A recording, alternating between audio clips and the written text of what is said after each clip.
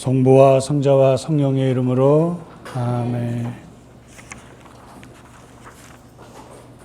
모든 것이 세상에 헛된 것으로 시작하는 우리 코엘렛 전도서 공부를 함께하며 중동의 한 지혜자가 또 외쳤던 그 진리를 저희들이 배울 수 있도록, 그리고 또 성경 저자와 함께하는 이 지혜가 바로 하느님 안에서 완성된다는 것, 우리가 깨우칠 수 있도록 우리를 이끌어 주시고 또 우리 마음을 열어 주셔서 우리 이 삶이 언젠가는 지나가고 또 사라진다는 그 사실을 우리가 깨달을 수 있도록, 그러나 주님과 함께하는 사랑은 영원하다는 것을 또 우리가 배울 수 있도록 이 시간 이끌어 주시고 또 축복해 주소서.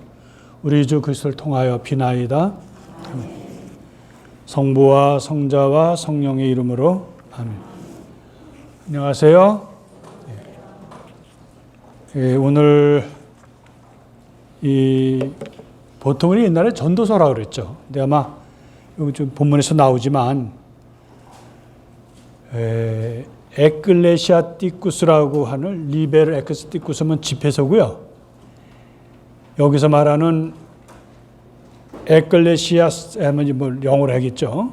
그것은 또 코엘렛의 다른 말이죠. 그래서 이제 좀 이따 우리가 하겠지만, 이 코엘렛은 아마 성경에서 따지면 가장 시대적으로는 지금 우리와 가장 가까운, 그러나 성경의 역사로 보면 가장 늦게 최종적으로 집성된, 그래서 우리가 히브리 성서가 세 가지잖아요. 예? 토라라는 율법서하고 그 다음에 너비임이라는 거, 예언서. 세 번째는 커투빔이라고 그러죠. 히브리 말로. 그래서 토라와 예언서 그리고 성문서. 그 중에서 우리가 오늘 다루려고 하는 코엘렛은 성문서에 해당된다는 거. 그래서 여러분들에게 자료, 근데 뭐 그렇게 많지는 않아요, 자료가. 근데 그 중에서 우리에게 줄 수 있는 그것은 그 주교회에 관한 것과 연결해서, 이것은 아마 그 마산교구 주보에서 제가 찾았는데요. 여기 뒤에 풋노트에 나오는데 아주 잘 썼더라고요. 여기 시작을. 그래서 여러분들에게 드렸고요. 또 중간에 우리 로마 미사 전례서, 또 우리 가톨릭 정보라는 그 웹에서 좀 찾아봤습니다. 코엘렛은 그렇게 많이 알려진 건 아닌데, 그러나 우리에게 이 세상의 흐름에 대해서 처음 시작부터 좀 이 세상은 허무하다라고부터 시작을 하죠. 그래서 어떻게 보면 좀 허무주의 같은데, 그것을 더 잘 읽어보면 부정은 또 긍정을 낳잖아요. 그래서 결국은 모든 것은 하느님 안에서 그것이 의미를 갖는다, 이제 이렇게 끝나는데, 여기 그 우리 개요에 있어서는 그 대부분이 그 제가 뭐 이렇게 넣은 자료도 있지만, 거기 마산교구에 있는 그것이 누군지 모르겠어요. 그냥 마산교구의 주보에 2010년에 썼던 건데 잘 썼길래 여러분들 해서 한번 읽어보셔요. 물론 여기서 조금씩 하겠습니다만은. 그리고 거기 풋노트 조그맣게 또 제가 써놨습니다. 그래서 거기에 우리 전례적으로 잘 이렇게 설명을 해놨어요. 가톨릭 정보에서. 그래서 그것도 한번 여러분들 읽어보시기 바라고요. 그리고 우리 전례에서는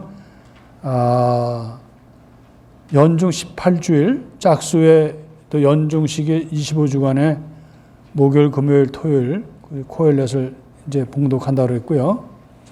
연중식에는 7주간 동안 이걸 봉독을 한다고 나왔어요. 그래서 우리가 미사 전례를 잘 보면 말씀의 전례에서 구약부터 신약까지 우리가 그냥 미사만 잘 참여해도 많은 성경을 다 이렇게 읽을 수가 있다는 거. 그래서 오늘 그것을 알려드렸고요. 그 다음에 여기 저작 장소는 아마 확실한 건 아니지만 아마 예루살렘이나 아니면 팔레스틴을 꽂고 있고요. 그리고 이것은 아마 처음에는 이제 시작이 다윗의 아들로서 그 솔로몬으로 말했는데 이제 코엘렛의 말이다 이렇게 나오죠. 그래서 이 저자가 한 사람일 것인데 주제는 전부 하나로 오다가 한 부분에서만 12장 9절부터 12절 거기에만 아마 조금 첨부된 거 외에는 한 저자로 본다. 그러니까 여러 그 자료를 한 편집자가 이렇게 했을 거다 이렇게 가상을 합니다. 그러니까 인문이고 뭐고 전부 간단해요.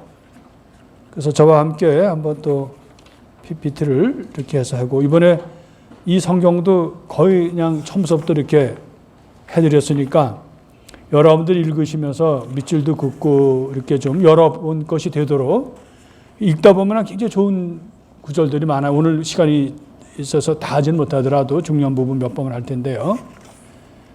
그래서 세상에 새로운 것이 없다.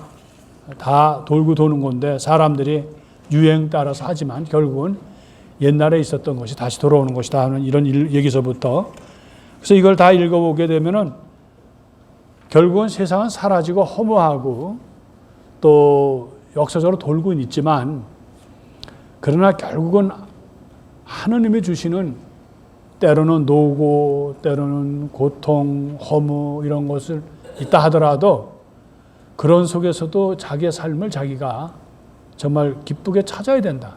기쁘게 행복하게 살아야 된다는 것이 오늘 결론이에요. 그러니까 세상의 변화 흐름에서 쭉 씁니다. 아주 맞는 얘기거든요.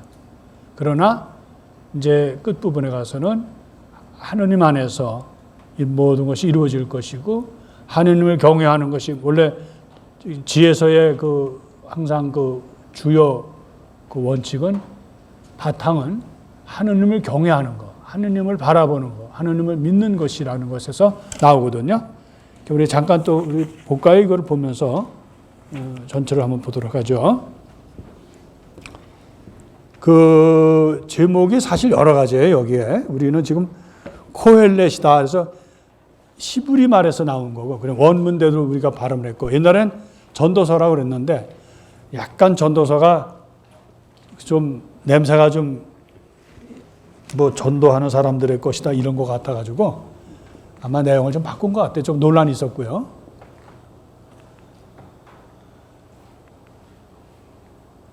예. 그래서 솔로몬이 이제 지혜의 대표다 이렇게 보시면 되고요. 솔로몬이 진 건 아니고요. 지난번에 했던 것처럼. 그래서 1장 1절부터 이미 표제가 다윗의 아들로서 예루살렘의 임금인 코엘렛이 말이다. 솔로몬이라 하지 않고 코엘렛이다 이렇게 말. 주제는 허무로다 허무. 코엘렛이 말한다. 허무로다 허무. 모든 것이 허무로다. 뭐 우리 다 느끼는 점 아닙니까? 예? 우리 옛날에는 그렇지 않았는데부터 시작해서 우리가 변화를 보면 또 요즘에 또 이 말이 잘 어울리는 게 가을이잖아요. 그죠? 그래 무성했던 잎들이 다 떨어지고 이제 또 아름답게 단풍으로 물들지만 단풍이 지나면 어떻게 돼요? 모든 것이 떨어지잖아요. 나무로부터. 그러니까 우리가 이렇게 종말을 보는 거, 끝을 보는 것은 그렇게 좋은 일은 아니지만 그래서 우리가 가을을 사색의 계절이다. 우리 신앙을 떠나서도요. 그것은 왜냐하면 우리가 이 세상을 지나간다는 거예요. 그러니까 세상에 그냥 있는 것이 하나도 없다는 거죠. 세상에서 흐르는 물과 같다 보통 그러잖아요. 한번 지나간 물은 다시 돌아오지 않는다는. 아마 이 코엘렛의 이 주제도 그렇습니다. 세상은 다 이렇게 돌아가게 돼 있고 지나간다는 것이죠. 이게 에클레스 이거 영어로 지금 되어 있는 거고요. 또 이건 디버리 코헬렛이라고 했거든요. 그러면 코엘렛의 말씀이다. 아까 1장 1절에 나왔던 얘기예요. 그래서 이것이 히브리 말의 저건데 제목인데 아예 이것을 디버레라는 것을 지어버리고요. 그냥 코엘렛으로 만드는 코헬렛입니다. 이게 여기 보면 그릭말로 에클레시아스테스라 그랬잖아요. 이거 그대로 발음하면 아주 아라비아 숫자로, 아니, 알파벳으로 그대로 바람 나오는 대로, 이건 영어가 아니라 시라버를 번역한 겁니다. 히브리 말은 코헬렛, 이게 똑같은 거죠. 코헬렛. 코헬렛. 영어는 에클레스 또 코헬렛. 그래서 여러분 영어를 찾아보면 주로 이 에클레스로 나옵니다. 이게 전도서. 그래서 이게 말이 여러 가지인데 가톨릭에서는, 주교에서는 이제 코헬렛으로 했다. 그 이유를 이제 아까 이제 줍다가 마산교구 주보에서 나온 거를 하겠습니다.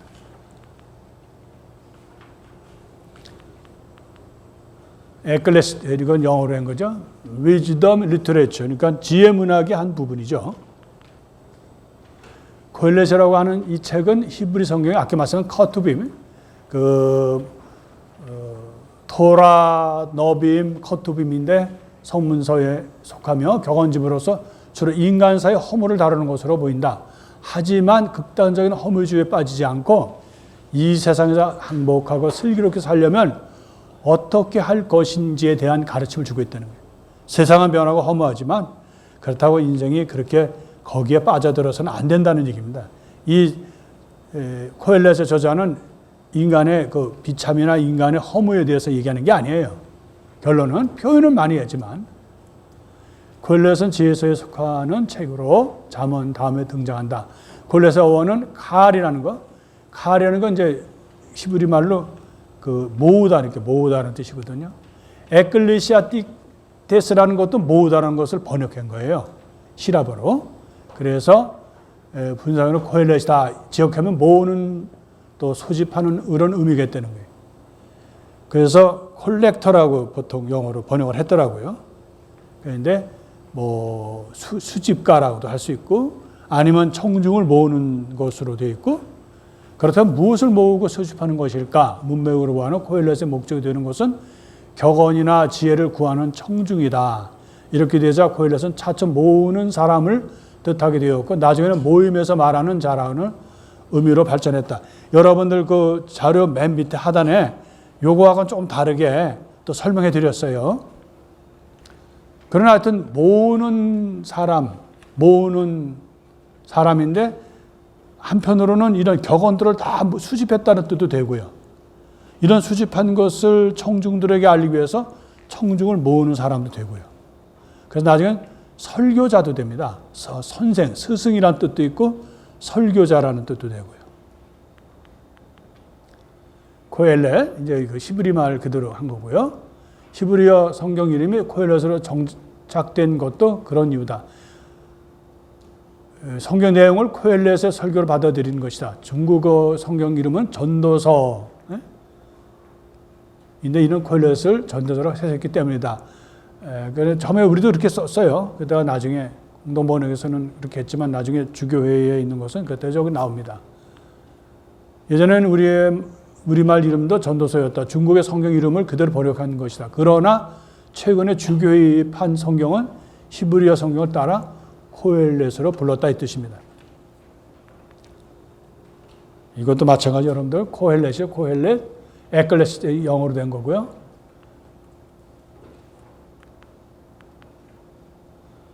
시로와 성경은 70년 여러분 이미 들으셨죠? 이제 귀가 더덕이나 진짜 하도 얘기해가지고 70년 셉두아진타 다른 말로 거기는 에클레시아스테스라고 했는데 직역하면 아까 말씀드린 불러 모으는이라는 형용사다.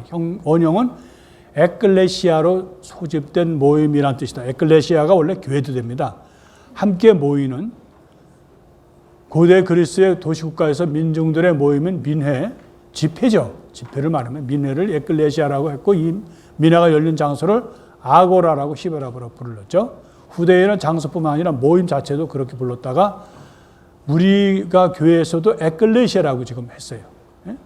그래서 우리 교회는 부르심을 받은 하나님께 불림을 받은 사람들이 모이는 자리를 그것을 에클레시아라고 그런다 하는 거.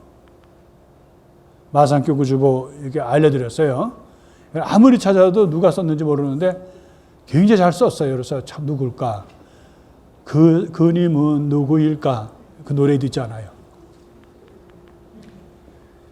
그 다음에 이제 이거는 우리 사회문헌에서 많이 발견되는 그런 두루마리 셔기의 성경이죠. 이거는 아주 잘 썼길래 아까 말씀드린 대로 전례서에서도 우리가 이렇게 쓴다 하는 거, 여러분들 가톨릭 정보에서 이렇게 알려주는 거예요. 우리 저 굿뉴스 안에 정보가 있습니다. 거기에 많은 것이 있어요. 그러니까 여러분들 가톨릭 굿뉴스를 한번 들어가 보시면 거기에 유익한 정보가 많습니다. 여러분들 나중에라도 좀 사이트에 들어가셔서 좀 보시고, 또 이렇게 우리가 기초적인 성경 공부를 하게 되면 여러분들이 이제 어느 정도 이게 씁니다. 구약성사가 이번에 우리 한 학기를 이제 마치면 이제 구약성사를 다 하는데요. 그럼 여러분들이 기초적인 걸 하시기 때문에 아마 다른 어떤 그 성경을 보셔도 이제 어려움이 없으실 거예요. 다행히도 또 우리 문화부에서 이렇게 애를 써서 자료를 만들어 주셔서 이제 우리 사이트에, 우리 본당 사이트에 들어가면 어디든지 성경 강의로 첫 번째 거도 아마 보관되어 있을 거예요. 요즘 나중에 다 이제 자료집으로 넣어놓을 테니까 여러분들이 그거를 이제 기초로 해서 이렇게 성경 공부를 계속 하시면 되겠어요. 예, 코엘렛 히브리 원본이고요. 아까 말씀드린 대로 유배 후에, 처음에는 솔로몬 작품이라는데 비교도 안 되죠. 왜냐하면 이것은 바빌론 유배 이후의 거니까. 그래서 200년으로 보는데, 저자는 이 세상의 이치를 밝히며 절대적인 것을 추구하고 있다. 인간의 참다운 가치와 문제에 대한 추구를 볼 수 있다. 19세기까지는 한 사람의 저자로 보고 있는데, 현대에도 역시 첨부한 것 12장 9절부터 12절 위에는 전반적으로 한 편집자, 저자라고 그래봐야 여기는 편집자죠. 다 수집을 해서 이렇게 했으니까. 저작 장소는 이 작품이 나타나는 팔레스티나의 식물과 예루살렘 도성과 성전 묘사 등으로 판단할 때 팔레스티나는 아니면 예루살렘으로 꼽고 있는데, 아마 그게 맞을 거예요. 거의 확실한 건 아니지만 이제 추측으로 이렇게 보고 있는 거죠. 아주 간단합니다. 구조는 12장까지 되어 있고 1장부터 6장은 어떻게 돼요? 변하는 세상사의 헛된 것에 대해서 얘기하고요. 7장부터 12장 8절까지는 일상생활의 지혜와 안정을 추구하는 것에 대해서, 12장 9절부터 12절까지는 편집자가 첨부한 거예요. 하느님께서 만사를 심판하신다는 거. 아까 여기 여러분들 여기 있잖아요. 여기야. 여기 첨부한 거예요. 이거 제가 첨부한 거죠. 여기 끝부분은. 요거 한 부분만 그렇고 나머지는 다 같은 내용이다 하는 얘기. 아까 이제 허물어다 하고서 이제 3절부터 1장부터 태양 아래서 애쓰는 모든 노고가 사람에게 무슨 보람이 있으랴. 한 세대가 가고 또 한 세대가 오지만 땅은 영원히 그대로다. 태양은 뜨고 지지만 떠올랐던 그곳으로 서둘러 간다. 여기에 구절을 보면은 있던 것은 다시 있을 것이고 이루어진 것은 다시 이루어질 것이다. 태양 아래 새로운 것은 없다. 이것이 코엘렛의 아주 주제 중에 하나입니다. 우리가 뭐 유행이니 뭐 새로운 거니 뭐 해도 결국은 아닌데, 그런데 우리 역사적으로 요즘 그 과학에 의한 것은, 과거에 변화된 것에 좀 지구가 파괴되고 환경 오염되고 이런 것은 100년 동안 이루어지는 것이 지금은 어떤 때는 1년 만에 막 이루어진다는 게 있다는 거예요. 막 그냥 파괴되고 그런 거예요. 또 기계가 발달되고 해서 산 같은 거 파괴치는 건 문제도 아니잖아요. 마음만 먹으면. 옛날에는 못했거든요. 그렇게 되지만 결국은 그 모든 것은 다 그 허무로 끝나고 과거 옛날에 있었던 것이 다시 돌아온다는 얘기입니다. 그래서 아무도 옛 일을 기억하지 않듯 장차 일어날 일도 마찬가지. 그 일도 기억하지 않으리니 그 후에 일어나는 일도 매한가지다. 가끔씩 산행하다가요, 그 묘지를 여기를 이렇게 지나가게 돼요. 묘지인지 아닌지 잘 모르는데 돌멩이 몇 개가 이렇게 있는 거 보면 아마 옛날에 여기 개척하면서 그분들이 이제 여기 살다가 팜에서 이제 일하다가 어떻게 하다가 죽었겠죠. 가족들이. 가족 묘지인 것 같아요. 근데 지금은 그 가족도 없고 아무도 없는, 누구도 기억해 주지 못해 그 돌멩이 몇 개만 있어가지고 이 사람들이 끝에 가서 이름이나 조금 있을까요? 그래서 요즘 또 우리 아이들이 할아버지 할머니 이름을 모른다 그러죠. 엄마 아빠 이름은 알아도 할아버지 할아버지 길 가면 미국에서는 더군다나 더 모르죠. 옛날에는 너는 김씨 가문에 83대 손이 어쩌고 저쩌고 이렇게 하는데 지금 그런 것도 없고.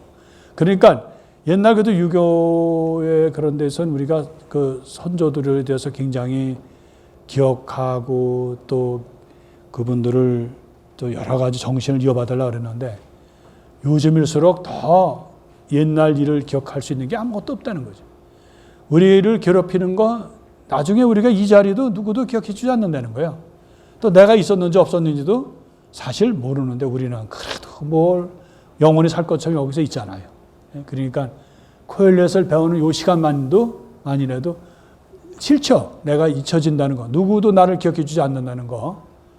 그렇게 잊지 못할 것 같지만 세월이 지나면 다 잊게 되거든요. 그래서 다 지나가는 것이다 하는 거.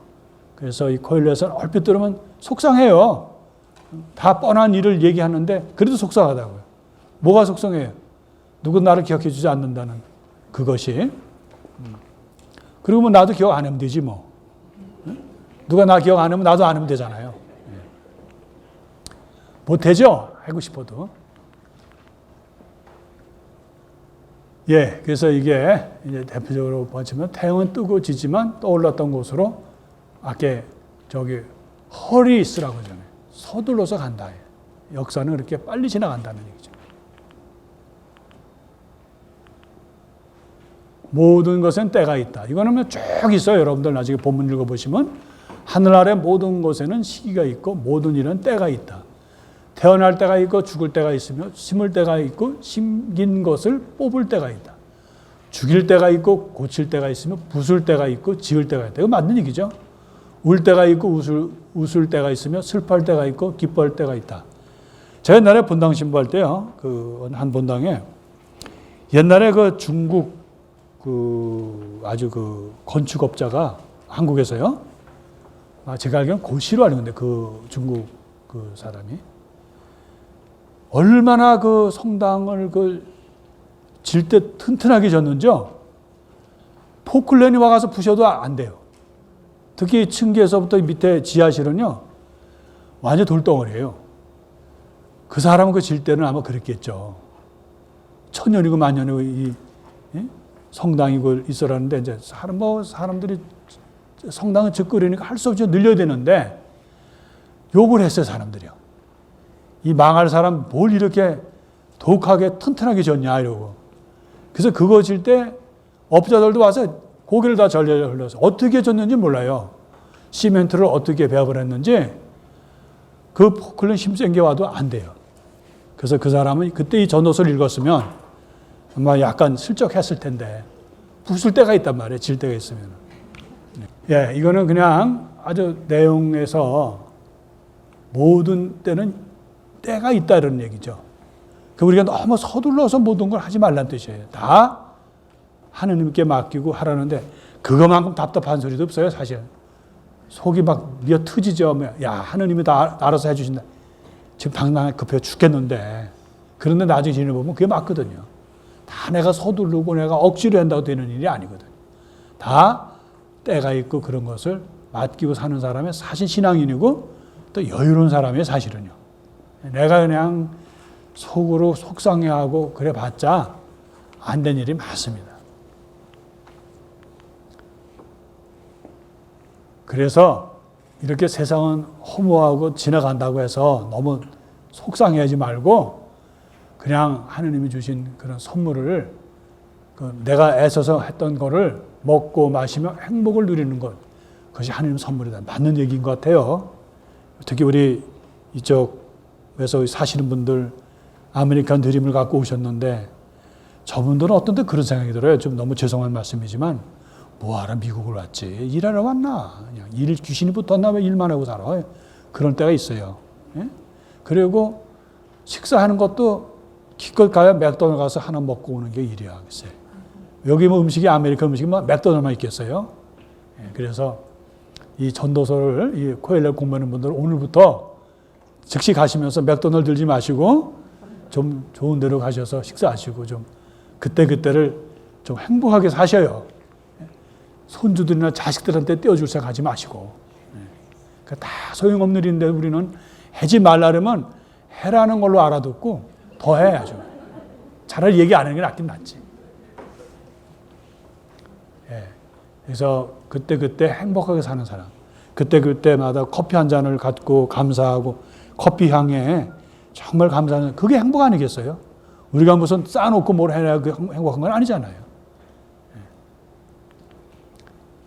사실 인간의 아들들의 운명이나 짐승의 운명, 이거는 다 흙으로 돌아간다는 얘기예요. 뭐 살아있는 뭐 동물도 그렇고 모든 생명은. 그래서 22절에 그래서 나는 사람이 자기 일의 즐거움을 느끼는 것 밖에는 좋은 것이 없음을 깨달았다는 거예요. 이것이 그의 몫이기 때문에 죽은 다음에 무엇이 일어나는지 보도록 누가 그를 이끌어 줄 수 있으려. 그러니까 죽은 다음에 무슨 소용이 있냐는 거예요. 살아있을 때 그때마다 감사하고 살아라. 그리고 기쁘게 살아라. 이런 뜻이에요. 코엘렛의 정신이 그래요. 여러분들 코엘렛 처음 시작부터 허물어도 거기 너무 기죽지 마셔요. 예. 이건 영어로 에클레시아 그냥 한 거고요. 예.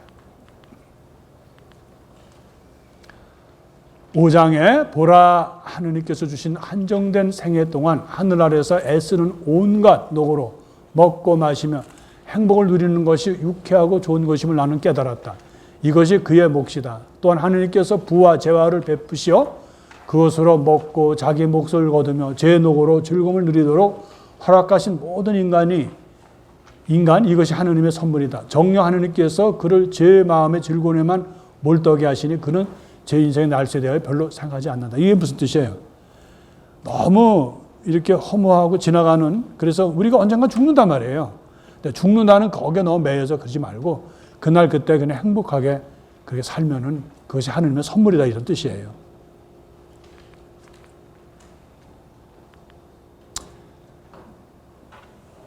이거는 아까 한 거를 다시 한번 제가 사진을 보여드리려고 한 거예요.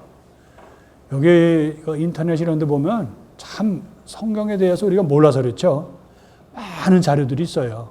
저도 시간이 이렇게 한정되고 그래서 다 못 해드려서 그렇지, 여러분들 해드릴 수 있는 거는 이런 거 소개해드리는 거예요. 인터넷에 들어가서 여러분들이 성경을 이렇게 더 풍부하게, 그러나 기본적인 건 아셔야 되니까, 그래서 같이 이렇게 공부하고 여러분들이 가서 다시 또 복습하시고 하다 보면 하느님의 말씀이 굉장히 나의 삶으로 스며든다는 거예요.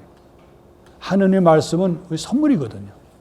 우리가 그동안에 말씀에 대해서 그렇게 많이 가톨릭이 신경을 많이 안 썼어요. 행복의 상대성. 명성이 값진 향유보다 낫고 죽는 날이 태어난 날보다 낫다. 이게 무슨 얘기냐? 더 부정적인 것을 보는 것이 인생의 의미가 있다는 거예요. 초상집에 가는 것이 잔치집에 가는 것보다 낫다.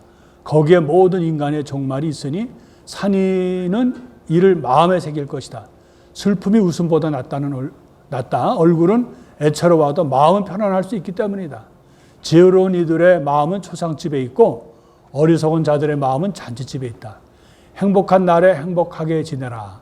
불행한 날에는 이 또한 행복한 날처럼 하느님께서 만드셨음을 생각하여라. 다음에 무슨 일이 일어날지 인간은 알지 못한다. 저희들이 학교에서 배울 때 잘 되는 사람들을 찾아가 보지 말라, 이런 얘기 있습니다. 물론 사도 바울은 기쁜 사람이 있으면 기뻐하고 슬픈 사람은 슬퍼하라 그러지만 안 된 집을 찾아가라, 방문을 해도 이 말이 맞는 거예요. 왜냐하면 잘 되는 집에는 사람들이 많이 오거든요. 예? 생일 잔치에 많이 가잖아요. 근데 뭐 병들거나 또 남들이 안 찾아주고 슬픈 일에 많이 가라는 얘기를 해요. 그래서 이제 제가 군종 신부할 때 제일 힘들었던 것이 진급 심사가 매년 있잖아요.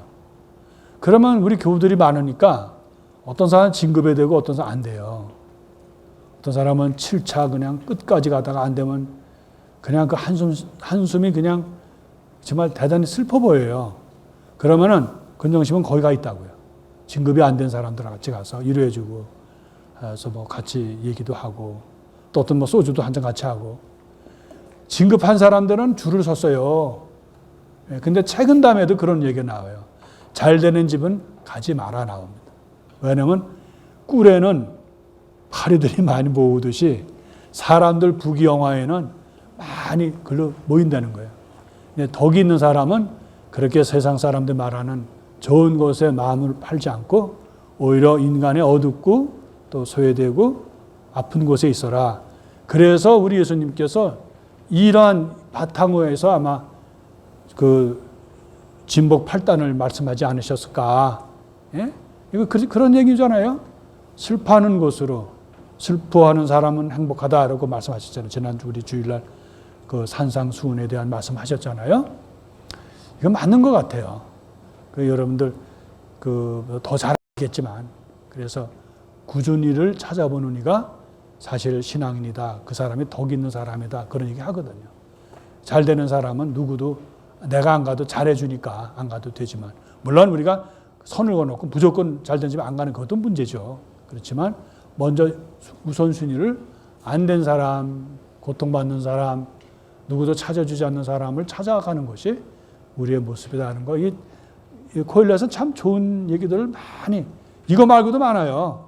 여러분들 다 못하니까 한번 꼭 읽어보셔요.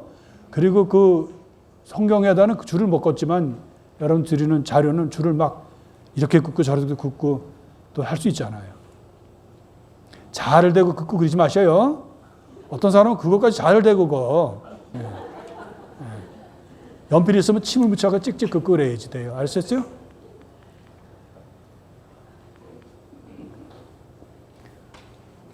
그러니 너는 기뻐하며 빵을 먹고 기분 좋게 술을 마셔라. 하느님께서는 이미 내가 하는 일을 좋아하신다. 내 옷은 항상 깨끗하고 내 머리에는 향유가 모자라지 않게 하여라.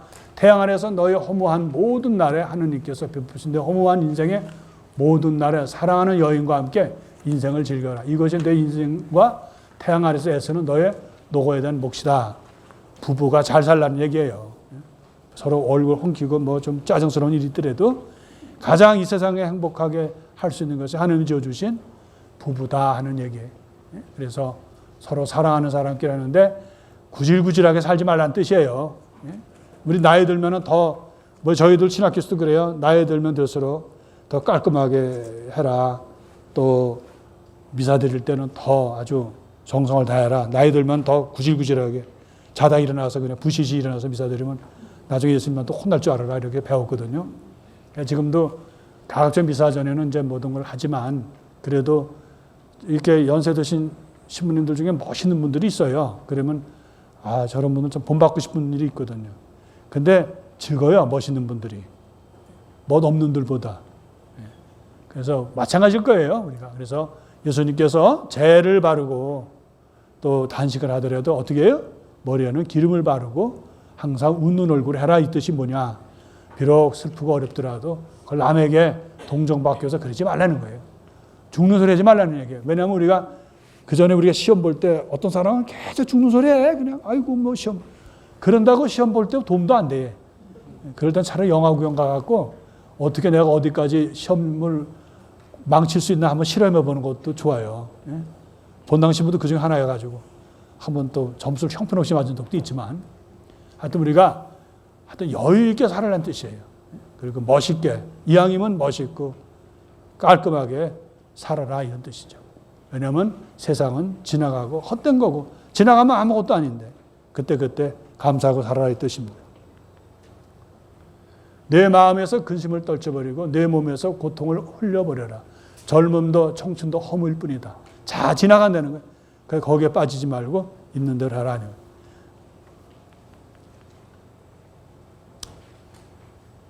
여기는 매일 그냥 먹고 마시는 얘기만 해가지고 내 참. 그래 너는 기뻐하며 빵을 먹고 기분 좋게 술을 마셔라. 하나님께서는 이미 내가 하는 일을 좋아하신다. 기쁘게 살아야 좋아하신다는 거 아닙니다. 왜?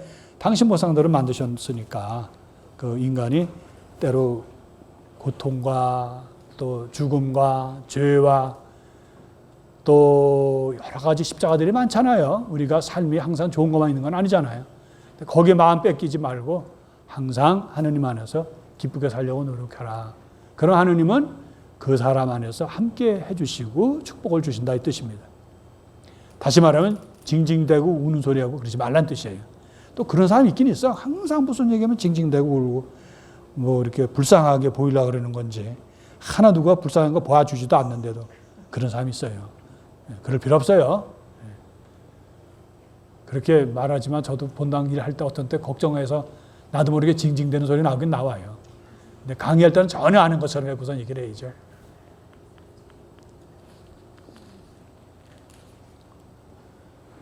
이제 끝부분에 왔습니다. 짧아요. 젊은 날에 너의 창조주를 기억하여라. 불행한 날들이 닥치기 전에 이런 시절은 내 마음에 들지 않아 하고 내가 말할 때가 오기 전에 해와 빛, 달과 별들이 어두워지고 비온 뒤에 구름이 다시 몰려오기 전에 그분을 기억하라. 결론은 무슨 얘기냐면 이렇게 사라지고 모든 것은 하나님이 다 만드신 거라는 거예요.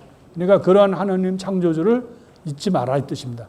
그러니까 여기 마지막 결론은 그 코엘렛 저자는 결국은 이런 만상이 우주가 하느님 안에 있다 이 뜻이에요.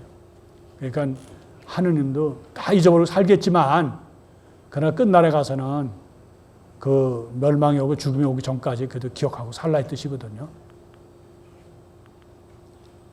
마지막으로 결론을 들어보자. 하느님을 경외하고 그분의 계명들을 지켜라. 그분이야말로 모든 인간에게 지당한 것이다. 하느님께서는 좋든 나쁘든 감춰진 온갖 것에 대하여 모든 행동을 심판하신다. 이제 끝부분이에요. 오늘 강의는 제가 여러분들에게 이렇게 빨리 끝난다는 걸 보여드리려고 강의를 아주 간략하게 했어요. 너의 하느님을 경외하라는 거죠. 이게 지혜서의 그 근본이라고 했잖아요. 그리고 그의 그 커맨드먼트, 그의 계명들을 지켜라. For this is the whole duty of man 하면 뭐예요? 이렇게 하는 것이 사람의 그 전체적인 도리다 하는 뜻이죠. 그죠? 예, 그러면은 이걸 왜 했겠어요? 각자가 자기가 멋있게 살라는 뜻이에요. 예. 뭐 지구 멸망이 오니 뭐 종말이 오고 뭐 그런 거 있어도 오늘 나는 한 구리에 사과나무를 심겠다. 내가 그거를 페스탈로치가 했다고 그랬다가 아주 그 강론 때 어떤 아가씨가 심은 건 스피노자가 한 건데 갖고 망신당한 적은 있어요. 그래서 그 말할 때 조심은 하는데 우리가 남이 뭐 멸망하고 그런다고 해서 또 고통을 내서 그게 너무 힘쓸지 마라. 전부 꽃이랬는데 이 가만히 꽃을 보면 이건 잘 모르는데 사람 얼굴 같지 않아요? 하면서도 이런 꽃도 있고요. 이런 꽃도 있고. 무슨 뜻이냐면 각자가 하나님 주시는 선물을 우리가 이국까지 와서 보면 다 파란 곡절이 있고 용서하지 못하는 마음도 있고 상처도 있고요. 뒤돌아보면 얼룩된 삶도 있잖아요. 또 살기 위해서 또 한국의 가잔이 그렇고 안 가잔이 그렇고 그런 삶도 또 우리가 체험을 해요. 가만히 면담들을 이렇게 해보면 딱한 것도 있어요. 뭐 다는 아니시더라도. 근데 여기 남의 나라에 와서 사는 게 쉬워요, 여러분들. 사실. 등산을 해보면 이런 건 있어요. 여기서는 길을 잃어버리면 어떡하지? 그러는데 한 곳에 길을 잃어버리면 어떻게 돼요? 내 나라인데 뭐. 그런 마음이 있어요. 여기 가면 항상 두려움이 있어요. 이 남의 나라에서 길을 잃어버리면 어떻게 되지? 이러고. 여러분들은 이제 여기가 이제 여러분 땅이지만 저는 이제 돌아가야 할 그런 입장에서 그런 것 같아요. 근데 어디에 있든 간에 하느님은 우리들에게 소명을 주셨다고요. 하느님 모상, 당신의 모상으로 소중하게 태어났고요. 때로 우리에게 오늘 복음에도 예수님이 자기 각자의 십자가를 지고 날 따르라고 하셨지만 그러나 예수님 또 일을 주시잖아요. 내가 주는 멍에는 가볍고 기쁘다 그랬잖아요. 예수님은 우리에게 마취제를 주시는 것 같아요. 예? 당신을 사랑하면 고통도 또 슬픔도 다 없어지시는 그런 놀라운 걸 가지고 계신단 말이에요. 전도서는 구약성서이기 때문에 인간적인 그런 것으로 그냥 끝나요. 예? 하느님의 그런 어무하신 하느님으로만. 근데 예수님도 그런 말씀하셨죠. 당신을 통해서 아버지를 볼 수 있다라고 하신 것처럼 예수님의 삶이 사실은 십자가잖아요. 예수님의 삶은 집도 없었고 그리고 사람들로부터 버림받았고 또 고통받으셨지만 그냥 거기는 사랑이죠. 사랑. 사랑이 모든 걸 녹이잖아요. 그래서 오늘 강의는 좀 이렇게 빨리 끝나는 날도 있어야죠. 그죠? 늦게 시작해서 빨리 끝나는 게 그 명강의라는 걸 알려드리기 위해서. 그래서 오늘 여러분들 고생하셨고 앞으로 어디에서든지 오늘 잊어버리지 말으시는 거는 순간순간 감사하고 사시라는 거예요. 내가 받은 상처 때문에 내가 갖고 있는 과거의 그런 것 때문에 거기에 매이지 말라는 거예요. 그것만큼 어리석은 게 없어요. 그리고 손주, 손녀 때문에 너무 또 시집간 딸이나 아들 때문에 너무 마음 뺏기지 마셔요. 특히 내가 한국 사람들 너무 마음이 아픈 게 왜 걔네들을 간섭하냐고. 응?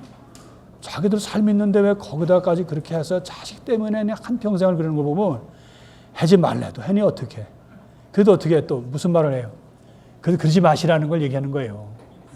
그냥 부부끼리 행복하게 사시고 또 부부가 안 되신 분들은 그래도 이웃과 재밌게 잘 사셔요.